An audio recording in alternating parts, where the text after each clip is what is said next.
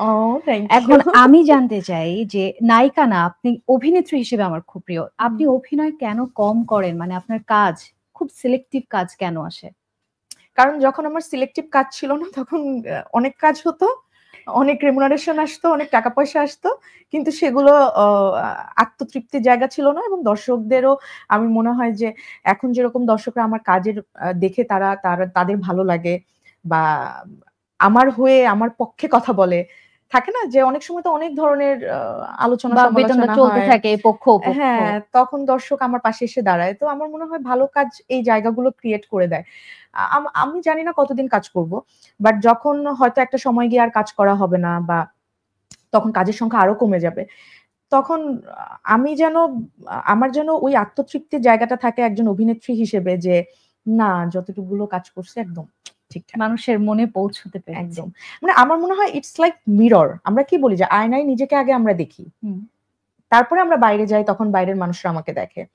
তো আমার কাছে মনে হয় অভিনয়টা এরকম। যখন একটা কাজ করি আমরা, এটা কিন্তু মিররের মতন রিফ্লেক্ট করে। আগে নিজে বুঝি কিন্তু যে এটা ভালো হচ্ছে না, এটা আসলে হয় নাই। তো এইটা যখন নিজের একটা শট যখন খুব ভালো হয় না, আমি নিজে বুঝে ভালো হইছে।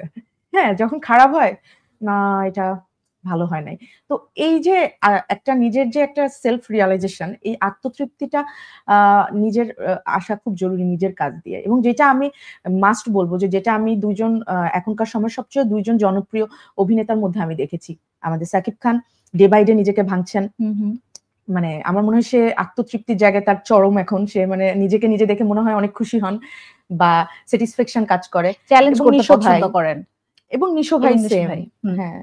আচ্ছা, আপনি যেটা বলছিলেন যে মিরর, আপনি নিজেকে সারাক্ষণ নিজে সমালোচনা করতে থাকেন। ভালো হচ্ছে না, আরেকটু ভালো করতে হবে। আপনার জীবনের সবথেকে বড় সমালোচক কে? আপনার পরিবার বা বন্ধুদের মধ্যে বা আপনার কলিগদের কেউ যে তোমার এই কাজটা মানে খুব খুঁটিনাটি বাছাই করে দেখে, এরকম কি আছে আপনার জীবনে? আমার আম্মু। তাই? হুম। মায়েরা তো মেয়েদের সব পছন্দ করে। আমার যাই করে তাই ভালো না। লাগে। কোন ছবি সুন্দর হলে ফোন করে বলে যে, "তোমার এই ছবিটা সুন্দর হইছে।" কোন ছবি সুন্দর হলে, "এই ছবিটা কেন দিছো?" তারপরে কাজ দেখে অভিনয় ভালো হলে বলে, "খুব ভালো হইছে।" আমার থেকে যদি অন্য কারোর অনেক সময় থাকে না যে আরো অভিনেত্রী থাকে। তারটা ভালো হলে আমাকে বলে যে, "ওরটা তোমার থেকে বেশি ভালো হইছে। তোমার আরো ভালো করতে হবে।" তো এই আমার যে মনে হয় আমার ময়নার আম্মা। মতো দুষ্টু চরিত্রে যখন অভিনয় করেন তখন আন্টি কি বলে? আ এটা জানি না ওই সময় কিভাবে হয়ে গেল ক্যারেক্টারটা আমি পরে নিজে দেখে অবাক হইছি। ছোট, ছোট অনেক আ এটা এক্সপ্রেশন কি ছিল। আসলে কোনো নেগেটিভ ইফেক্ট পড়েছে? সে সময় কিন্তু ময়নার উপরে অনেক ক্ষেপেছিল মানুষ।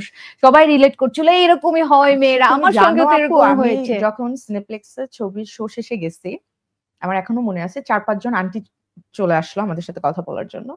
আসার পরে আমাকে বলতেছে যে, "তুমি এত লোভী কেন? একটু কম লোভ করা উচিত ছিল। এই যে বেশি লোভ করছো দেখে এরকম হইছে।" মানে আমাকে যে মেরে ফেলছে।